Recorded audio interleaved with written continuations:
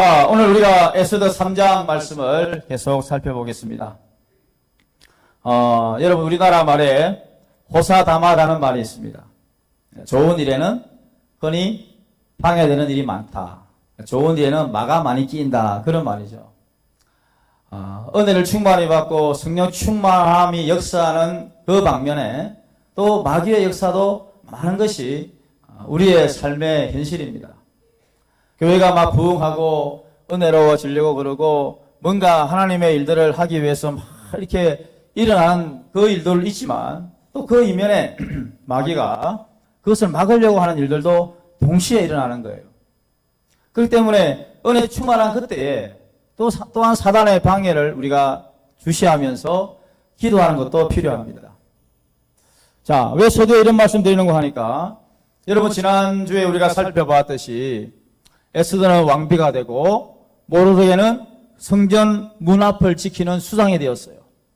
그러니까 두 사람이 너무나 잘 나가고 그리고 너무나 하나님 은혜로 승승장구하는 그 일이 있었어요.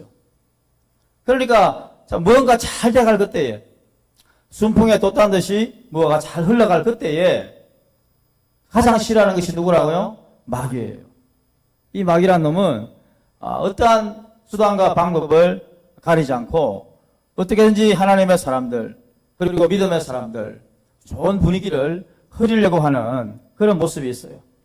오늘은 이러한 모습들을 우리가 살펴보면서 하나님 앞에서 우리가 어떻게 더 신앙생활을 진지하게 해야 될 것인가 그것을 말씀을 통해 살펴보고 기도하기를 원합니다. 첫째로는 하나님의 일을 방해하는 세력입니다. 하나님께서 역사하셔서 정말 에스더가 왕비가 될 수 없는 그런 자격 조건이었어요. 이방인이었고 그리고 공채가 아니었다면 특채였다면 그 여인은 결코 그 자리에 올라갈 수가 없었어요. 공식적으로 모든 사람들의 기회를 줬기 때문에 그 기회를 타고 그 길을 올라간 거예요. 하나님이 하시는 그 일을 통해서 뭔가 이제 좋은 일들이 많이 일어난 것 같았는데 이때 또 한 사람의 세력이 등장합니다. 그 세력이 바로 하만이라고 하는 사람이에요. 다음 줄 한번 읽어보시면요. 대궐문에서 근무했던 사람이 모르드게라고 그랬죠. 사촌 오빠 모르드게가 정말 신실하고 열심히 일 다해서 정직하게 문지기를 했어요. 왕의 신임을 받는 그런 사람이었어요. 그런데 이때 마귀가 한 사람을 등장시키는데 그 사람이 바로 하만이라는 사람이었어요.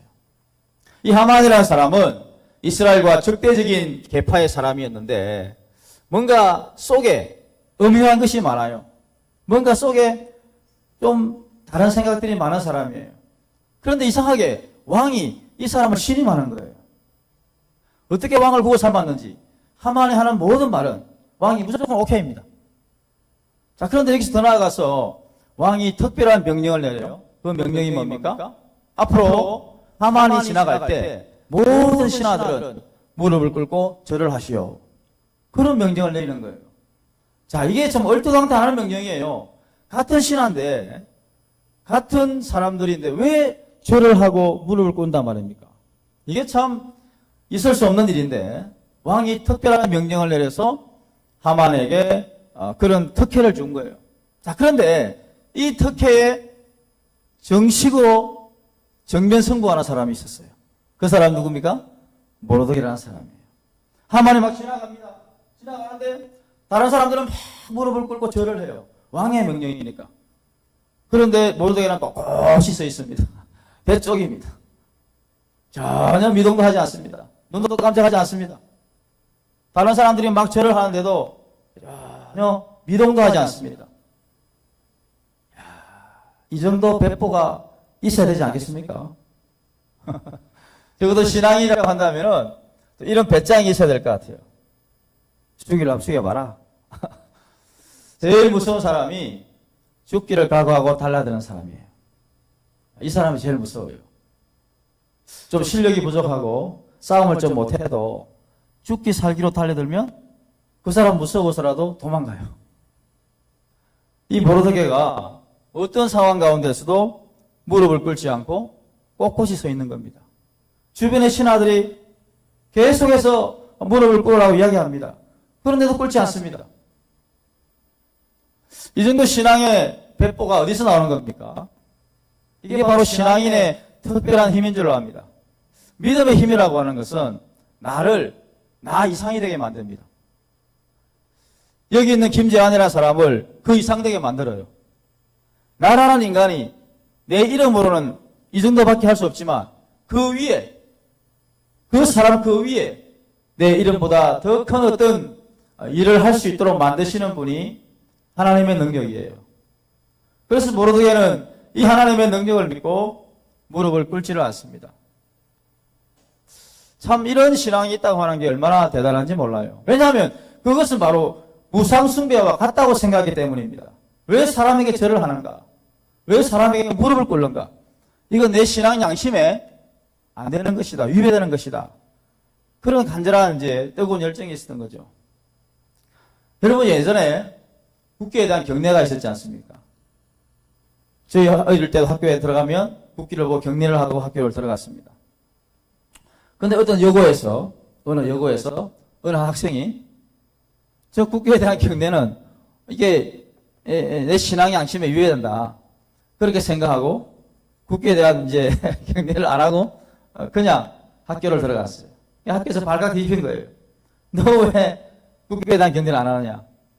저는 제 신앙 양심상 저 국기에 대한 경례를 하지 않겠습니다. 그냥 내가 목례나 어느 정도 묵념을 할 수 있어도 이걸 내가 하는 것은 이게 내 신앙에 참 양심에 끓이끼는 일입니다. 그런 일들이 있었어요. 과거에 고신교단이라고 하는 아주 꼴통 신앙 사람들이 있어요. 골수든 보수 신앙인들, 그런 신앙인들은 진짜 보통이 아니에요. 근데 그런 사람이 그 학교에서 아주 놀라운 일들을 했는데 그분이 그 학교를 졸업하고 목사 사모가 되어서 저기 성남에 있는 유명한 고신적 교회에 사모가 되었어요. 그리고 그 목사님은 교회를 분립 개척을 여러 군데나 하면서 우리 한국 교회에 아주 선한 영향력을 끼친 그런 목회자예요. 그런 목회자의 사모가 되어서 그렇게 하는 분들도 계시더라고요. 물론 그게 우상숭배는 아니에요. 아닌데 그분은 그렇게 생각했다는 거예요. 그분은 우상숭배는 아닌데 그분은 나름대로 그렇게 생각하면서 남들은 생각하지 못하는 그런 신앙의 배포를 가지고 있었을 때도 있어요. 아마도 모르드게가 그러한 신앙의 열정으로 하만에게 절을 하지 않았다라고 볼 수 있는 겁니다. 오늘 우리 신앙에 그런 나름대로의 배짱이 있어야 된다는 거예요. 이게 무너지면 우리의 신앙도 많이 무너지는 것을 우리가 성경을 통해서 발견하게 됩니다. 그 다음부터 넘겨보시면요. 두 번째로는 이 선한 사람을 시기하는 사단의 질투입니다. 자, 사단은 쉬지 않습니다. 모르드게가 절을 하지 않고 계속해서 꼿꼿하게 서 있으니까 그래, 너 한번 얼마나 서 있나 보자. 내가 너 넘어뜨리고 말 거야. 그 다음 성경 구절을 보시면요. 그렇게 되어 있습니다. 자, 하만이 모르드게가 정말로 자신에게 무릎을 꿇지 않는지 테스트를 해봤어요. 그래서 일부러 지나갑니다. 지나가는데 정말 모르드게가 절을 하지 않는 거예요. 그러니까 뭐 잔뜩 화가 나서 열이 여기까지 올라간 겁니다. 야, 엄청난 일이 났어요. 다른 사람들은 다 절을 하는데 모르드게만큼은 절을 하지 않는 거예요.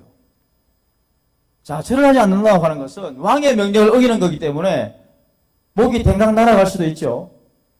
목숨이 여러 개입니까? 하나입니다. 내 목숨 아까워하지 않는 사람이 어디 있겠어요? 그런데도 당장 옆에 지나가는데도 여전히 절을 하지 않습니다. 자, 이런 신앙의 그 뜨거운 열정이 어디서 나오는가? 정말 이방 나라에서 그리고 소수민족이었고 힘도 없고 유약한 그러한 모습의 사람이 최고의 권력을 가지고 있는 하만이라는 사람과 정면 승부한다는 게 쉽지가 않단 말입니다. 나한 사람이 권력과 한번 싸워보세요. 쉽지가 않아요. 계란으로 바위 치는 것 같아요. 거대한 권력과 싸운다고 하는 것은 정말 어려운 일이에요. 그런데 그 권력과 정면 승부하는 겁니다. 이런 믿음의 배짱이 바로 오늘 모르드게에게 있었다는 거예요. 여러분, 우리나라 일제시대 때 많은 신앙의 선배들이 신자참배를 거부하고 말씀대로 살기 위해서 그렇게 열심히 살았죠. 일본 순사들이 칼을 차고 예배당에 다 앉아 있어서 어느 누구도 그 예배당에서 제대로 하나님을 섬기는 일이 드물었어요. 그 당시는 예배 드리면서 일본 경찰들이 예배당에 다 잠복을 해 있고 목사님이 예배를 드리기 전에 이 강대상에 신주단지를 올려놓고 거기에다가 동방요배를 합니다. 일본이 있는 방향을 향해서 절을 하고 그 다음에 예배를 드려요. 그게 우리 일제시대 때 우리 신앙의 선배들이 했던 일이에요. 왜냐하면 순사들이 칼을 차고 앉아있기 때문에 그것을 하지 않고는 예배를 드릴 수가 없어요. 그걸 거부했다가는 목사님도 체포되고 성도들도 잡혀가는 거예요. 이런 일들이 우리 한국 교회사에 있었다는 거예요. 그래서 강대상 안에 항상 신주단지가 있었어요. 그런데 해방이 되고 이제 신앙의 자유를 얻었어요. 신앙의 자유를 얻었는데 여러분 잘 아시는 손양훈 목사님이 어느 날 이제 감옥에 있다가 해방되어 추록을 했어요. 추록을 하고 어느 교회에서 부흥회를 해달라고 요청해 왔어요. 그래서 이제 부흥회를 갔어요. 그런데 그 강대상 안에 여전히 신주단지가 있는 거예요. 해방이 되었고 이제는 일본 순사도 없는데 그 신주단지가 여전히 강대상 안에 있단 말이에요. 그걸 본 거예요. 설교하기 전에. 그래서 이분이 설교를 하지 않고 그 신주단지를 꺼내가지고 막 예배당청에 패대기를 쳐버린 거예요. 사람들이 깜짝 놀랐습니다. 그러면서 그 예배당에 있는 모든 성도들이 울며 불며 회개했습니다. 하나님, 우리가 일본 순사가 무서웠어. 우리가 믿음의 배짱이 없어서 그 칼이 두려워서 신앙을 주저주저하고 신주단지에 절을 하고 예배를 드렸습니다. 그렇게 예배당이 완전 회개의 도가니가 된 거예요. 이게 여러분 우리 한국교회의 역사예요. 우리가 대단한 신앙이 있다고 하지만은 우리가 대단한 뜨거운 신앙이 있다 하지만은 아니에요. 우리가 얼마나 연약한 신앙인지 몰라요. 자, 그런 면에서 여러분 모르드게 저 행동은요. 이건 상상을 초월하는 일이에요. 더군다나 지금 페르시아 나라에 있지 않습니까? 이스라엘 땅이 아니에요. 이방 나라에서 지금 이런 일을 하고 있다는 게 여러분 상상이나 갑니까? 정말로 이건 자신의 목숨을 내놓은 일이죠. 그런데 하만이 이것을 보고 가만히 있겠어요? 계속해서 더 강력한 방법으로 그를 유혹합니다. 그리고 모르드게가 속한 유다인 그놈만 죽일 뿐만 아니라 유다인 전체를 다 죽이려는 계획을 짜는 거예요. 한 사람뿐만 아니라 전 유대인을 몰살시키려고 마치 히틀러가 2차 대전 때 유대인을 600만 명이나 죽인 것처럼 그렇게 다 죽이려고 이제 계획을 짜는 거예요. 자, 그런데 여러분 성경을 한번 보시면요. 넘겨보시죠. 네, 같이 읽어봅시다. 시작. 악인이 의인을 엿보아 살해할 기회를 찾으나 여호와는 그를 악인의 손에 버려두지 아니하시고 재판 때에도 정죄하지 아니하시리로다. 할렐루야. 악인이 의인을 죽이려고 엿본다는 겁니다. 살며시 죽이려고 계획을 짜고 작전을 짜고 온갖 계획을 다 짜서 죽이려고 하는데 어떻게 된다고요? 하나님이 악인의 손에 버려두지 않는다. 의인이 죽도록 가만 내버려두지 않는다는 거예요. 하나님께서 그 믿는 사람들을 붙들어 주셔서 악인이 아무리 꾀를 내고 제 아무리 완벽한 작전을 짠다 해도 하나님이 지켜주신다는 거예요. 하나님이 지켜주신다는 이 말씀을 우리가 믿음으로 고백할 수 있기를 바랍니다. 그 다음 세 번째를 보면요. 자, 그럼에도 불구하고 사단은 더 정교하게, 더 디테일하게, 더 교묘하게 작전을 짜요. 어떤 작전을 짜는 거 하니까 말씀을 넘겨주시면요. 자, 하만이 이런 작전을 짭니다. 아수에로 왕과 요즘 말하면 쇼부를 봐요. 어떤 쇼부를 보냐 그러면 왕이요. 내가 왕께 은화 10,000달란트를 드리겠습니다. 쉽게 말하면 뇌물을 바치겠다는 거예요. 그리고 왜 뇌물을 바치느냐? 내가 이 뇌물을 드릴 테니 저 유대인들을 죽일 수 있도록 나에게 전권을 주십시오. 모로드게뿐만 아니라 모든 유다인을 죽일 수 있도록 전권을 달라. 그렇게 부탁을 해요. 그리고 은 10,000달란트를 줍니다. 여러분, 저 당시에 학자들은 말하기를 페르시아 전체 예산이 한 120,000달란트 됐다고 해요. 120,000달란트. 12분의 1이에요. 그 나라 예산에 12분의 1을 주겠다는 겁니다. 총리가. 무슨 말인지 아시겠죠? 그 사람이 그 자리에 오르기까지 뇌물로 그 자리에 올라간 거예요. 그런데 문제는 왕이 그걸 받고 오케이. 네가 죽이든지 살리든지 마음대로 해. 왕이 너무 쉽게 허락을 하는 거예요. 예나 지금이나 이 뇌물의 힘이 얼마나 막강한지 뇌물의 힘이 얼마나 막강한지 함부로 백 받으면 안 돼요. 함부로 뭐 하면 받으면 안 돼요. 아, 참 왕이 그 뇌물에 넘어가가지고요 자신의 이제 의인을 찍어가지고 모든 유다인들을 다 죽이라고 하는 그 조서를 꾸며서 사인을 합니다. 그렇게 해서 이제는 하만이 전권을 부여잡고 뭔가 칼을 휘두르려고 하는 그런 일이 있는 거예요. 이거 보세요. 사단은 사단대로 지치지 않습니다. 쉬지 않습니다. 더 강력하게 작전을 짜고요. 더 강력하게 믿는 사람을 넘어뜨리려고 더 지혜를 짜냅니다. 우리가 결코 사단과 싸워 이길 수가 없어요. 우리는 마귀의 그 지혜에 따라갈 수가 없어요. 마귀는 영물입니다. 그렇기 때문에 우리가 이길 수가 없어요. 우리가 이길 수 있는 방법은 주님의 능력을 의지하는 수밖에 없어요. 주님께 기도하고 하나님께 능력을 구해야만이 그 사단의 세력과 싸워 이길 수 있는 거예요.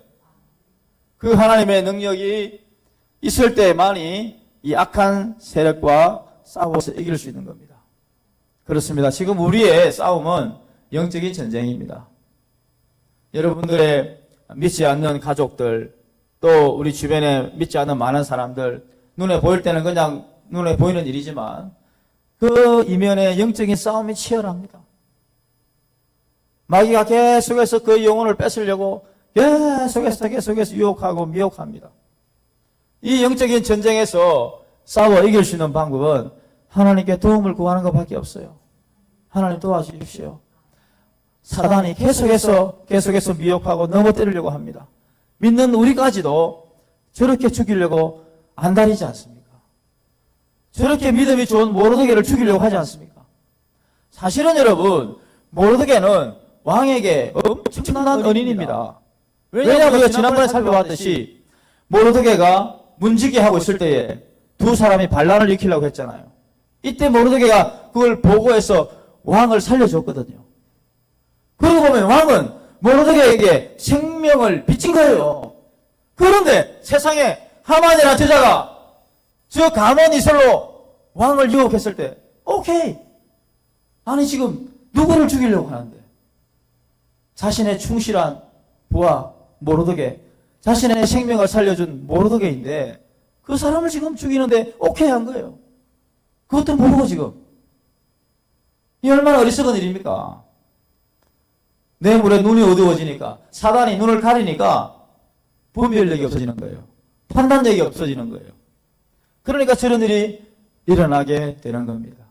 이렇게 해서 사단의 전략이 아주 지혜롭고도 교묘하게 어떤 큰 일을 완벽하게 이루는 것 같아요. 자, 다음 한번 넘겨보시면요.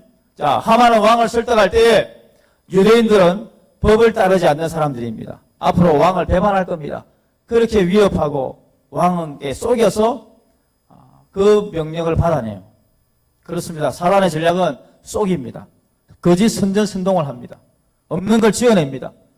그렇게 해서 믿는 사람들을 할 수만 있는 대로 미혹하는 것이 사단의 전략이에요. 하만이 바로 그 사단의 지혜를 받아서 왕에게 거짓으로 고하면서 그 허락을 받아내는 거예요. 자, 이제 마지막 네 번째를 살펴보겠습니다. 이런 절체절명의 위기가 이제 그들에게 도래했습니다. 말씀을 한번 띄워보시면요. 자, 이렇게 해서 이제 왕의 명령이 온 페르시아 제국에 방방곡곡에 방이 붙었어요. 그렇게 해서 모든 유다 사람들은 이제 도관에 던집니다. 시간의 문제예요. 시간만 있으면 이제 죽는 거예요. 그 디데이가 언제입니까? 12월 13일이에요. 그들을 죽이려고 하는 디데이가 12월 13일. 그래서 불어절이 12월 13일이에요. 불임절. 여러분 지금도 이스라엘 사람 현재 이스라엘 사람들은 지금도요. 그들은 이 불임절을 지켜요. 지금도. 지금 여러분 유대인들은 기독교율이 2% 3%도 안 되잖아요. 그분들 예수 안 믿어요. 구약의 하나님을 믿단 말이에요. 그러면서 그들은 이 에스더서를 읽으면서 지금도 불임절에 에스더서를 낭독합니다. 에스더서를 낭독하다가 이제 낭독자가 읽다가 하만이라는 이름이 나와요. 하만이라는 이름이 여러 번 나오잖아요, 여기에. 그러면 이제 하만 이름이 나올 때 그 낭독자가 말하는 게 들리지 않도록 하만이라는 이름이 나오면 막 소리를 질러요. 고함을 지르고 발을 굴르고 하만이라는 이름이 안 들리도록 하기 위해서. 그만큼 이 하만은 이스라엘 백성들에게 아직까지도 거의 싫어하는 이름이에요. 그들은 여전히 불임절을 지키면서 이때 역사하신 하나님, 우리 민족이 전멸 위기에 있었을 때 하나님이 기적적으로 역사하신 그 일들을 지금도 그들은 지키면서 이 역사를 되레입니다. 자, 이렇게 하나님께서 하시는 그 일들, 사단이 계속해서 치밀하게 계획을 하고 있지만 그 계획 속에 또 하나님은 새로운 일을 하시죠. 바로 이미 이 일이 일어나기 전에 이 일을 위해서 누구를 준비하셨어요? 에스더를 준비하셨어요. 이 일을 위해서. 앞으로 하만이라는 자가 이런 작전을 짤 것이기 때문에 그 사람은 권력을 통해 얻고 왕을 통해 얻고 그 일을 하기 때문에 그 일을 막기 위해서는 왕의 마음을 바꾸는 수밖에 없어요. 그렇죠? 왕이 지금 명령을 내린 거니까 그 명령을 취소할 수 있는 사람도 왕이에요. 그러면 그 왕의 명령을 움직일 수 있는 사람은 에스더밖에 없어요. 그 왕을 움직이시기 위해서 하나님이 또 한편 에스더를 준비시키신 거예요. 그렇게 해서 그 사람을 준비하셔서 왕이 내린 명령을 왕이 취소할 수 있도록 또 하나의 대항마를 하나님이 준비하신 겁니다. 참 하나님이 하시는 방법이 놀랍죠. 권력은 권력과 싸워야 되는 거예요. 권력이 막 등장할 때 하나님은 새로운 권력을 만드는 거예요. 그 새로운 권력이 바로 에스더입니다. 만약에 하나님이 그 자리에 에스더를 올려놓지 않았다면 이 일이 일어났을 때 어떻게 막겠습니까? 저 밑에 있는 평민이 어떻게 이걸 막아요? 밑에 있는 하급 공무원이 어떻게 왕의 마음을 막아요? 못 막아요. 오직 한 사람 에스더밖에 그 일을 할 사람이 없어요. 최고 권력이거든요. 바로 왕 옆에 있는 사람이잖아요. 왕 바로 옆에 있는 사람이기 때문에 그 사람 말고는 다른 방법이 없는 거예요. 그렇습니다. 하나님은 하나님의 방법으로 일을 하시는데 하나님은 때로는 권력이 필요하면 권력을 사용하시고 돈이 필요하면 돈을 사용하시고 또 하나님은 특별한 경우에 특별한 방법을 통해서 일을 하시는 거예요. 이게 아주 놀라운 방법입니다. 혹시 여러분들이 어떤 권력과 싸울 때, 공무원과 싸울 때, 거대한 우리 국가 권력과 싸울 때 우리가 정말 계란으로 파이치는 것 같아요. 그런데 하나님이 하시는 방법은요, 참 놀라워요. 어느 한 사람의 공무원의 마음을 움직일 수도 있고요. 그 사람의 어떤 일을 통해서 하나님이 일을 할 수도 있어요. 제가 한 가지만 이야기하고 마칠게요. 한 10년도 더 된 이야기인데, 우리 처가에 이제, 집이 있는데, 그 집 주변에 막 공장이 들어오기 시작했어요. 공장이 막 들어오는데, 그 전만 해도 이제 조금 떨어진 곳에 공장이 들어왔기 때문에 우리 처가에는 별 문제가 없었어요. 그런데 한 직원 거리에, 한 10m가 안 되는 거리에 이제 공장이 또 들어오는 거예요, 또. 그게 들어오면 이제 이 일조권도 방해가 되고 또 시끄럽기도 하고 여러 가지 이제 문제가 발생해요. 그래서 장모님이 이제 혼자 계시니까 어떻게 할 방법이 없잖아요. 아무리 이제 이야기를 해도 안 되니까 건축하는 사람들과 막 시비를 해도 안 되고 막 이렇게 저렇게 해도 안 되고 동사무소 가봐도 안 되고 막 그러는 거예요. 그래서 제가 어떻게 했냐면은 국민권익위원회에다가 투서를 넣었어요.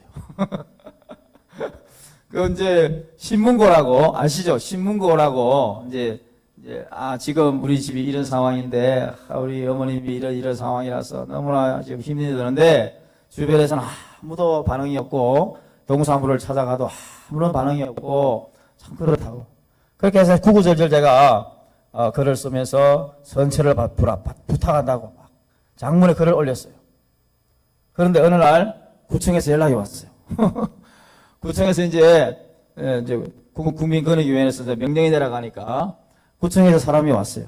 저가로 와가지고 이렇게 설명을 하고 그렇게 했어요. 그래서 제가 이제 아내하고 휴가를 내가지고 그때 내가 서울에 있었을 때니까 휴가를 내서 내려갔어요. 내려가서 이제 그 업자들하고 만나서 이야기도 하고 이러저런 이야기를 하고 막 그렇게 했어요. 그러면서 이제 구청 공무원이 이제 중재를 하면서 어떻게 이 집에 잘 좀 어떻게 합의를 보시고 그렇게 하시라고. 이제 막 구청 공무원이 막 강압적으로 계속 나오니까 이 이제 업자가 이제는 안 되겠다 싶어가지고 우리 보고 합의를 하자는 거예요. 그렇게 해서 합의금을 두둑하게 받아냈어요.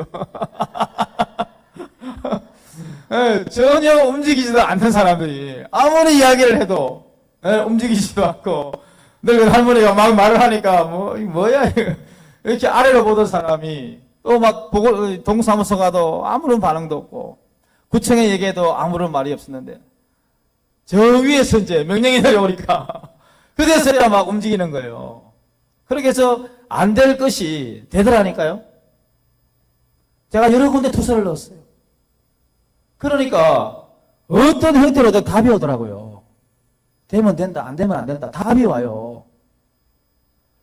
우리 개인이 그런 분들과 싸울 수는 없잖아요. 분명히 우리에게 피해가 왔으니까 이 피해를 나라에서 어떻게 보상을 해야 될 거 아니에요. 내 개인이 힘으로 할 수 없지만 권력의 힘을 빌려야 될 거 아닙니까? 그러면 소시민이 제가 할 수 있는 방법은 우는 거예요. 우는 거. 그 우는 방법은 국민신문고에다가 알리는 거예요. 제가 이런 억울한 일이 있습니다. 도와주세요. 그러면요 반드시 답이 옵니다. 혹 여러분의 개인적인 어려움이 있거나 참 세상상에 손해를 보거나 힘든 일이 있을 때 제 말을 참고하세요. 울어요. 울어. 울면 어떤 형태로도 답이 오게 돼 있어요. 저는 그때 깨달았어요. 안 되면 울어라. 우는 사람에게 젖준다. 우리 누구에게 울어야 돼요? 하나님께 울어야 돼요. 하나님 도와주세요. 지금 내가 이런 상황에 있습니다. 이런 절체절명의 위기에 있습니다. 하나님 도와주세요. 지금 이스라엘 민족이 다 죽게 생겼습니다. 이 절망적인 상황, 이 엄청난 절망적인 상황에서 소시민이 할 수 있는 방법은 하나님 앞에 도움을 요청하는 거예요. 그리고 하나님은 또한 여러 가지 방법과 내가 상상할 수 없는 방법을 동원해서 그 일들에 개입하세요. 전격적으로 개입하세요. 정말 내 생각 이상으로 내가 할 수 있는 방법 그 이상으로 하나님은 일을 하시는 분이에요. 이 절망적인 상황에서 하나님의 구원 계획이 또 한편 준비되었으니 얼마나 여러분 놀라운 일입니까? 우리 결론적인 것을 읽고 마치도록 하겠습니다.